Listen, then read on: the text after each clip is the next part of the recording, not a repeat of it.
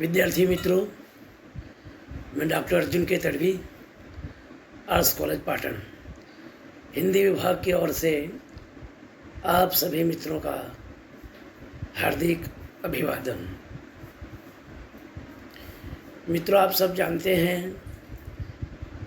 कि वैश्विक महामारी की वजह से पूरे विश्व में एक बहुत बड़ी मात्रा में लोग चिंतित है, दहशत में है कि जीवन कैसे जिया जाए, शिक्षा कैसे हासिल किया जाए। बहुत सारी समस्याएं हमारे सामने खड़ी है।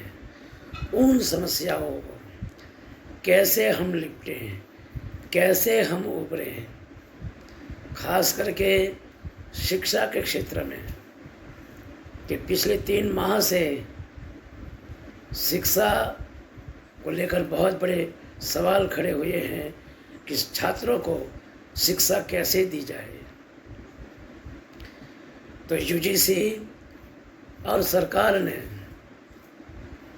एक नया अधिनियम पारित किया कि वर्गखंड में अध्यापन कार्य करने के बजाय ऑनलाइन तारस्त के जरिए छात्रों को शिक्षा प्रदान की जाए। सरकार, विश्वविद्यालय और कॉलेज, इन तीनों का संगम और तादात्म्य स्थापित करने के पश्चात विश्वविद्यालय इस मुकाम पर आई है कि सरकार का अधिनियम को स्वीकार करे और छात्रों को ऑनलाइन के जरिए शिक्षा प्रदान की जाए। तो मित्रों, आपके लिए ये नया है, मेरे लिए भी एक नया अनुभव है। फिर भी एक नई पहल को स्वीकारना होगा। बस कुछ थोड़े दिनों तक हमें नया नया लगेगा, फिर हम संवर जाएंगे, उसी स्थिति में आ जाएंगे जो हम चाहते थे। तो मित्रों, अधिक चर्चा न करते हुए मैं सेमेस्टर 6 यानी कि 6 माही 5 और 6 के पाठ्यक्रम के बारे में चर्चा करूँगा। तो अभी 6 माही 5 के अंतर्गत प्रयोजनमूलक हिंदी आपको पढ़ना है। प्रयोजनमूलक हिंदी के पर्चे में 4 इकाई है। 4 इकाइयों में से आपका प्रश्न पत्र का प्रारूप बनता है। इकाई 1 प्रयोजनमूलक हिंदी, जनसंचार माध्यम, उसकी प्रयुक्तियाँ, उसकी विशेषताएं आदि आदि मुद्दे इकाई 1 में है। इकाई 2 के अंतर्गत पत्राचार यानी कि पत्र लेखन, आवेदन पत्र, ज्ञापन, अधिसूचना, प्रेस विज्ञप्ति आदि आदि। यूँ इकाई 1, इकाई 2, इकाई 3, इकाई 4, इस तरह 4 इकाई बनती है प्रयोजनमूलक हिंदी में।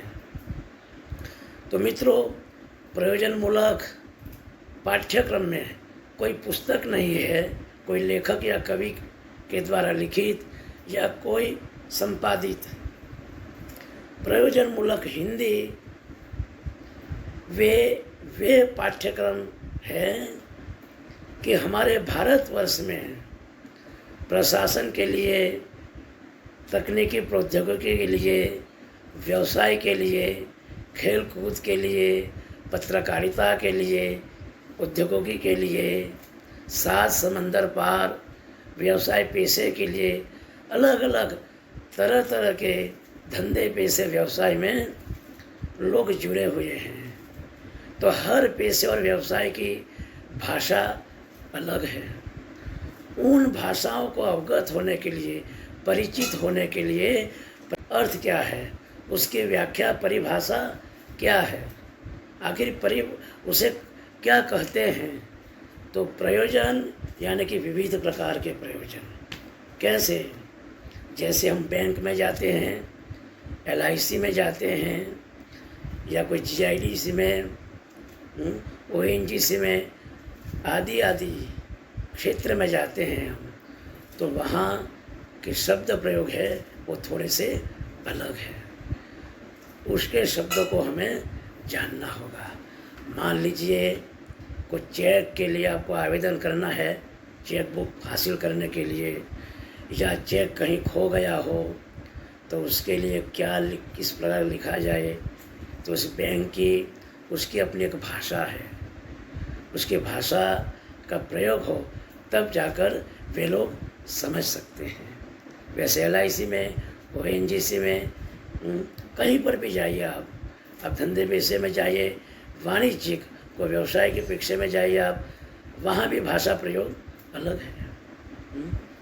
तो उन भाषाओं का प्रयोग जो करते हैं, वे भाषा प्रयोग जो करते हैं, उन शब्दों के बारे में हमें थोड़ी जानकारी होनी चाहिए। अगर जानकारी नहीं है तो हम उसके साथ तादाद में स्थापित नहीं कर सकते हैं, उस चीज़ को समझ नहीं सकेंगे। ताकि नहीं समझ सकेंगे तो कोई व्यवहार नहीं हो सकता है। तो मित्रों, प्रयोजन मूलक का अर्थ है विविध प्रयोजन करना, शब्दों का शब्दावली, अलग अलग शब्दावली का प्रयोग करना होगा आपको। जब आप खेल कूद में जाइए, अलग डिपार्टमेंट में जाते हैं, उसी की तरह। तो मित्रों, ये रही उनकी व्याख्या। एक स्थान से दूसरे स्थान पर जाना उसे संचार कहते हैं। एक स्थान से दूसरे स्थान पर जाना उसे संचार कहते हैं। तो एक स्थान से दूसरे स्थान पर जाना कैसे पहुँचे? तो कोई वस्तु को लेकर, कोई चीज़ को लेकर, मान लीजिए कोई मैसेज पहुँचाना है, कोई संदेश, या कोई चीज़ को खरीद फरोख्त करना है, तो हम चलभाष के जरिए हम एक स्थान से दूसरे स्थान पर पहुँच सकते हैं। तो मित्रों, ये प्रयोजन मूलक का अर्थ हुआ, प्रयोजन मूलक का एक अभिप्राय हुआ। अब हिंदी भाषा कहाँ कहाँ प्रयोग में लाई जाती है, होती है। तो हिंदी हमारे देश की राजभाषा है। कार्यालयी, वाणिज्यिक, व्यावसायिक आदि क्षेत्रों में उसका अधिकतर उपयोग होता है। कोई भी देश की भाषा उस देश की पहचान होती है। भारत का कोई व्यक्ति 7 समंदर पार जाता है तो वहाँ के लोगों के साथ जो भाषा प्रयोग करता है, बोलता है, तो वो किस भाषा में बोलता है। अगर यहाँ से अमेरिका गया हुआ व्यक्ति वहाँ जाते ही किसी के साथ संवाद करता है तो संवाद की भाषा हिंदी है, तो वहाँ का व्यक्ति तुरंत पहचान लेता है कि वे भारत का है, इंडियन है। कैसे? तो भाषा से पहचाना। तो हर देश की अपनी एक राष्ट्रभाषा है और वो भाषा उस देश की पहचान है। तो मित्रों, कार्यालय में जो हिंदी भाषा का प्रयोग होता है, जैसे मैंने आपसे पहले बताया, बैंक, LIC, ये बड़े पैमाने पर हम भारतवर्ष के राष्ट्रीयकृत बैंक हैं। सारा कारोबार, सारा व्यवहार हमारा चलता है। तो बैंक, मान लीजिए एक शब्द, सामान्य शब्द कहता हूँ कि मान लीजिए आप गुजरात को छोड़कर राजस्थान गए या कोई और प्रदेश में गए, आपको पैसों की ज़रूरत पड़ी, तो आप बैंक ढूंढेंगे, तो आप क्या बोलेंगे?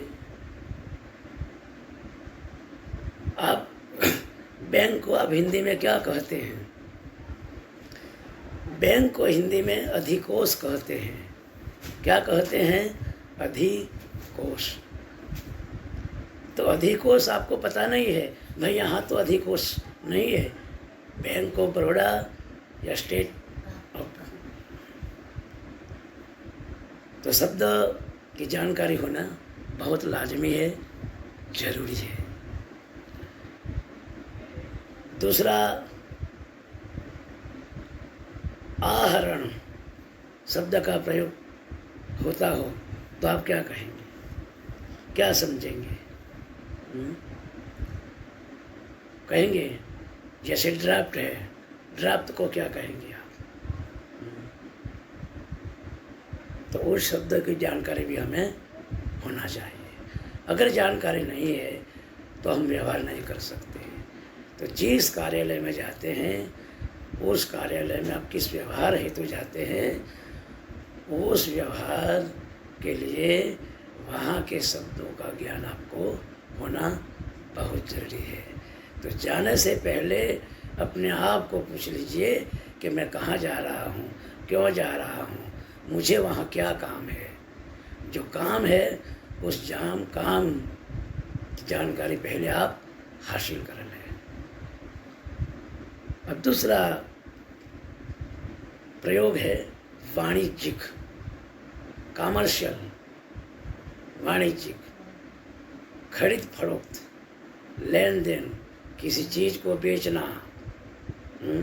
तो वाणिज्यिक व्यवहार, कोई यहाँ से कोई चीज़ आपको लेकर कहीं बेचने के लिए जाते हैं, मान लीजिए एक सब्जी बेचने के लिए जाते हो आप, तो सब्जियाँ जो है हमारे गुजराती में हम दूधी बोलते हैं, वटाना बोलते हैं, डूंगरी बोलते हैं, बटाका बोलते हैं, भिंडा बोलते हैं, आदि आदि कई प्रकार की सब्जियां हैं।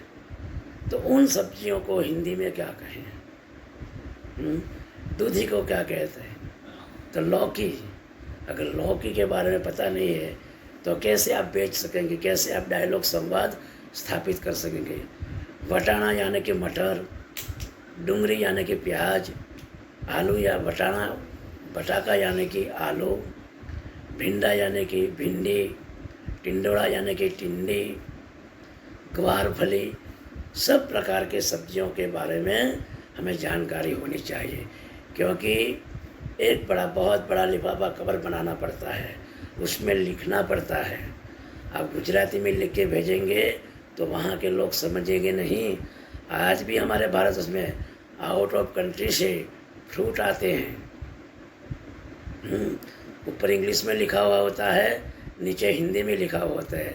भारत में से किसी और मुल्क में जाता है, कोई और देश में, तो इंग्लिश में और हिंदी में, तो लोग समझ सकेंगे। क्योंकि जिस मुल्क और जिस प्रदेश में हम जी रहे हैं, हमारी अपनी एक भाषा है। तो जिस प्रदेश में हम जी रहे हैं, हमारी अपनी भाषा गुजराती है। तो गुजराती भाषा हमारी एक सीमित है, हम लोगों तक है।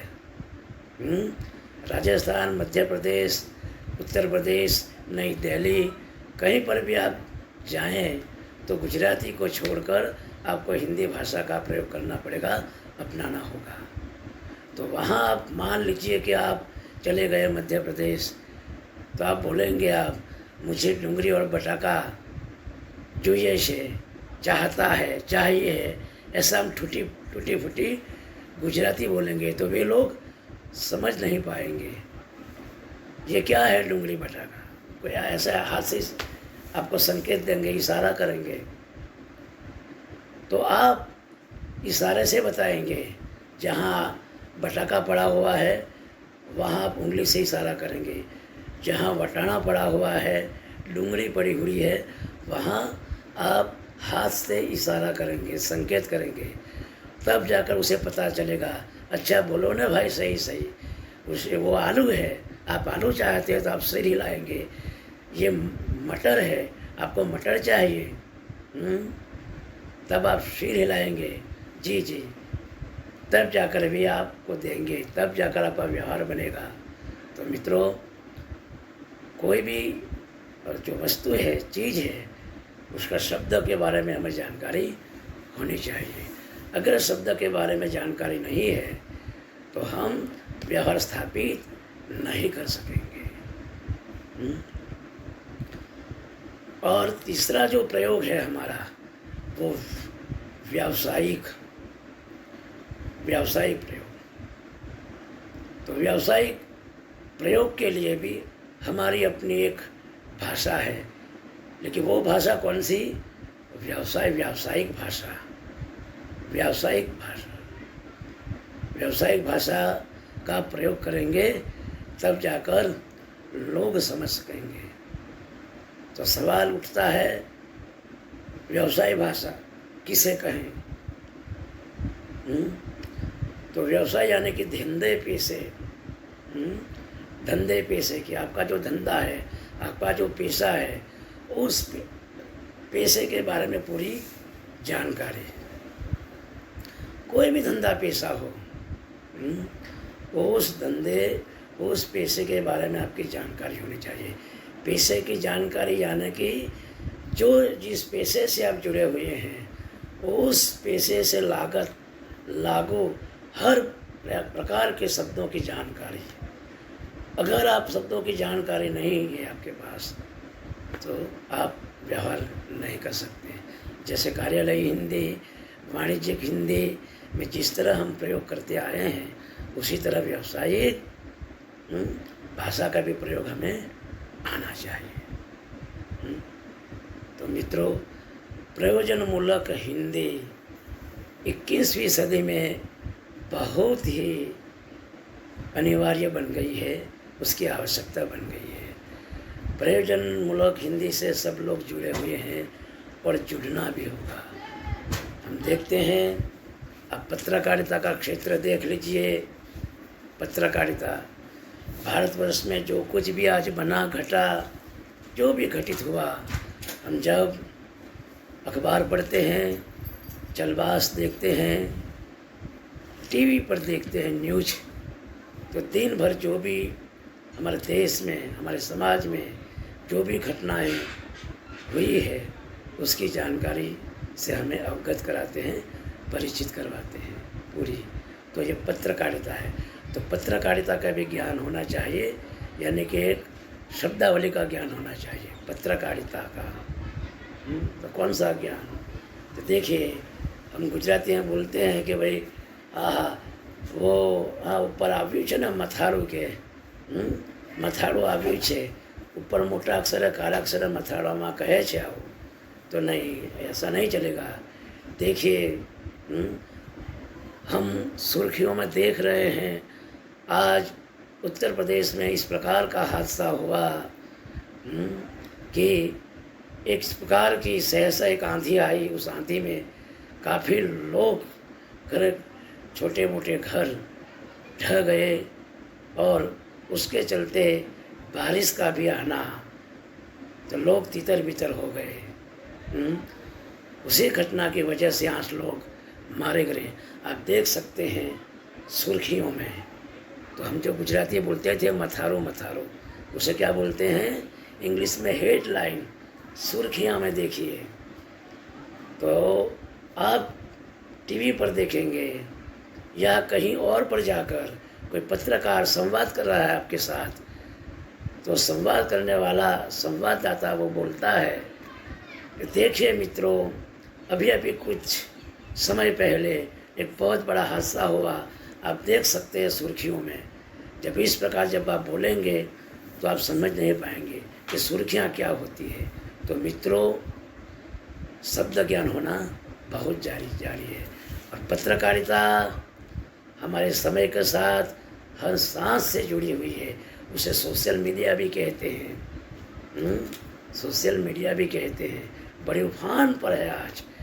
भारतवर्ष की सारी जानकारी, धार्मिक, सामाजिक, राजनीतिक जो भी घटनाएं हैं, सारी जानकारी हमें टीवी के माध्यम से, अखबार के माध्यम से हमें अवगत कराते हैं। तो मित्रों, ये पत्रकारिता के टीवी आदि भाषा शब्द प्रयोग के बारे में मैंने बताया। उसी तरह अखबार की भी अपनी एक भाषा है, अखबार के भी अपने एक शब्द है। अखबार के भी अपने शब्द है, क्योंकि क्यों कि जहाँ जो घटना घटी है, जहाँ जो घटना घटी है, किस इलाके में शहर है तो किस गली में, अगर गांव है तो किस गांव में, वहाँ किस किस प्रकार के लोग हैं, किस प्रकार की बोली भाषा बोलते हैं। जब भी हम जायजा लेते हैं, हम जब बोलते हैं तो वे लोग समझ नहीं सकते हैं, जब हम सवाल करते हैं तो, और रह कर उसको समझ में आता है तो टूटी फूटी आधी गुजराती और हिंदी में वे बोलेंगे। तो उनकी बॉडी लैंग्वेज यानी कि देह भाषा से भी हमें पता हो जाता है। और ये सारा प्रतिवेदन, रिपोर्ट संवाददाता लेकर आता है, और वो लेकर जहाँ एजेंसी होती है, जहाँ एजेंट होता है, जहाँ संवाददाता होता है, तो वहाँ जाकर वे पूरी घटनाओं का जायजा जो लिया है वो वहाँ देता है। फिर वहाँ जो घटनाएं बनी, जो कुछ भी बना, वे संपादित करता है। कैसे? लंबा चौड़ा विवरण होता है, उसी लंबे चौड़े विवरण को वे संक्षिप्त में आलेखन करते हैं, लेखन करते हैं, शब्दबद्ध करते हैं। तो अखबारी भाषा यानी कि बोलचाल की भाषा, आंचलिक भाषा, इसमें आधी हिंदी, कुछ गुजराती, कई प्रकार के। जब हम भी बोलते हैं तो ओळख पत्र नहीं बोलते हैं, आइडेंटिटी कार्ड बोलते हैं, आई कार्ड बोलते हैं, पहचान पत्र कोई नहीं बोलते हैं। उसी तरह जहाँ से हमने जहाँ जायजा लिया, वहाँ जो घटना घटी, वहाँ से हमने जो कुछ लाया, तो वहाँ से जो हम शब्द लाए वही शब्द हमें संपादित करना पड़ता है। क्यों? कि वहाँ की घटना को हमें उजागर करना है, लोगों के सामने लाना है। इसलिए हम लोग इधर उधर नहीं कर सकते। और इसके अलावा प्रयोजन मिलने को, मुल्क हिंदी को अगर यूँ सार्वजनिक रूप से कहें तो मैं 3 प्रकार से उसका विभाजन करता हूँ। साहित्यिक भाषा, व्यावहारिक भाषा और संपर्क भाषा। स्वतंत्रता से पहले हिंदी को देश की राजभाषा बनाने का नारा बुलंद था, लेकिन 70 साल गुजरने के बाद भी आज हिंदी इस देश की राजभाषा नहीं बन सकती है। जो प्रण किया था, संकल्प किया था महात्मा गांधी जी ने, लेकिन वो ख्वाब भी आज साकार नहीं हुआ है। तो मित्रों, साहित्यिक भाषा किसे कहें? साहित्यिक भाषा यानी कि शुद्ध भाषा, परिनिष्ठित भाषा। इसमें बोली या प्रादेशिक भाषा को कोई स्थान नहीं है, सिर्फ साहित्यिक भाषा और सर्वस्वीकृत शब्द, उसे साहित्यिक भाषा कहते हैं। और दूसरा संपर्क भाषा। संपर्क भाषा किसे कहें? तो मान लीजिए अभी हम एक गुजरात के एक प्रदेश, उत्तर प्रदेश की तरह हमारे उत्तर गुजरात में हमसिदपुर है, महसाना है, पाटन है, आदि आदि कई शहरों में, गांवों में रह रहे हैं। माना कि हम पाटन में हैं, हम पाटन के हैं। कोई वस्तु लेने की वजह से या धार्मिक स्थानों को में दर्शन करने के लिए या शिक्षा संबंधी को लेकर मान लीजिए कि हम हिमाचल प्रदेश गए या बिहार गए, जैसे हम बिहार की सरजमी पर उतरते हैं तो वहाँ की अपनी एक बोली है, भाषा है। वे लोग मैथिल भोजपुरी भाषा बोलते हैं और हम लोग गुजराती भाषा बोलते हैं। और वहाँ जाएंगे तो थोड़ी गुजराती थोड़ी हिंदी बोलेंगे तो वे लोग समझ नहीं सकेंगे। उसके लिए हमें भोजपुरी भाषा से भी परिचित होना पड़ेगा। टूटी फूटी हिंदी और टूटी फूटी भोजपुरी, इतना भी थोड़ा सा हमारे पास है तो काम बन जाता है। तो कहने का मतलब क्या है कि संपर्क भाषा, जब भी कोई हम किसी व्यक्ति के साथ संपर्क में आते हैं जब तो वो व्यक्ति किस प्रकार की भाषा बोलते हैं या उसके पहले हम बोलना शुरू करते हैं, उसे संपर्क कहते हैं, संपर्क भाषा कहते हैं। तो मित्रों, प्रयोजनमूलक हिंदी के अंतर्गत मैंने विस्तार से न जाते हुए सतही तौर पर आपको समझाने का प्रयास किया है। मैं समझता हूँ आप लोग शायद कुछ मात्रा में समझे होंगे, ऐसा मेरा विश्वास है, क्योंकि ये जो पर्चा है आपके लिए नया है। आज तक आपने प्रयोजनमूलक हिंदी नहीं पढ़ा है। प्रयोजन शब्द भी आप सेमेस्टर 5 में सुन रहे होंगे, इसलिए नया लगता होगा, किंतु मेरी इतनी थोड़ी सी चर्चा के बाद आप लोग समझ सके होंगे। तो मित्रों, इतना समझाने के बाद भी, चर्चा करने के बाद भी यदि आप ठीक ढंग से समझ नहीं पाए होंगे तो आप मुझे कभी भी व्हाट्सएप के ज़रिए या चलभास के ज़रिए पूछ सकते हैं। आपकी जो समस्या है उस समस्या को मैं दूर करने का प्रयास करूँगा। आप मेरे लिए नए नहीं हैं, मैं आप के लिए नया नहीं हूँ। आप सब मेरे से परिचित हैं, इसलिए मैं इस बारे में अधिक न कहते हूँ, इतना ही कहता हूँ कि प्रयोजनमूलक हिंदी की ओर आप आगे बढ़े और जो भी थोड़ी सी दिक्कतें आपके सामने हो वो मुझे अवगत करें। तो मित्रों, आज के व्याख्यान में इतना ही। अब इसके बाद हम अगली कड़ी संपर्क भाषा के आगे से जोड़ेंगे, तो बाद में हम उसकी चर्चा करेंगे।